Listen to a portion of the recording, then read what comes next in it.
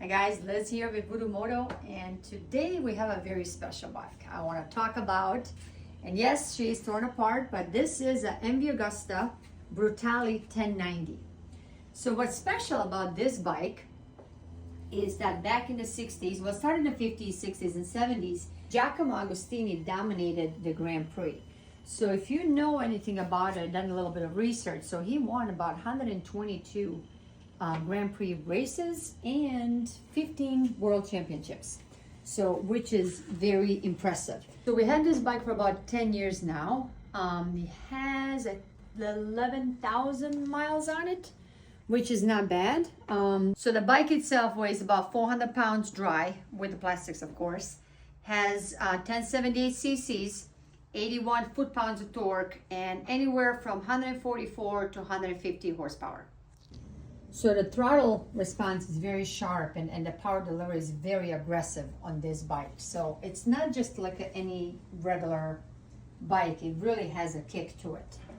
I also would like to mention that owning one of these in the United States, it is really a pain to find a mechanic and to find parts for it. So these bikes are known for parasitic draw. So like I mentioned, we had it for about 10 years. So we put on a trickle charger. In the past, it would drain the battery for some reason, and then we would replace the battery and it would start again, and you can ride it and it's no problem. Now, it seems like it's beyond that. And Jose does all the maintenance, he does the oil changes, the plugs, everything. Well, this is a little bit beyond even his expertise. So I know the fuel tank is not on, but we wanted to start it. And if somebody has an idea and thinks they might be, we're open to suggestions. Please let us know. Might know what's going on with the bike. Would appreciate it. So I'm gonna try to start it just to kind of show you what it's not doing. So it's not turning over at all.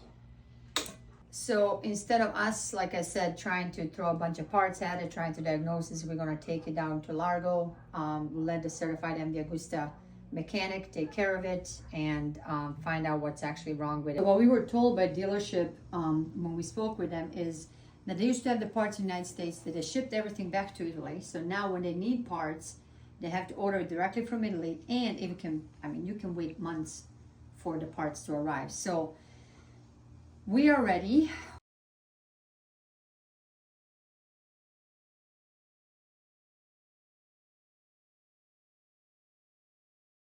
Stay tuned to the diagnosis, full diagnosis. Hopefully it's not going to break the bank, but we'll find out once they let us know. So part 2 will be us taking it to the dealership over in Largo, Florida. So thank you guys for watching.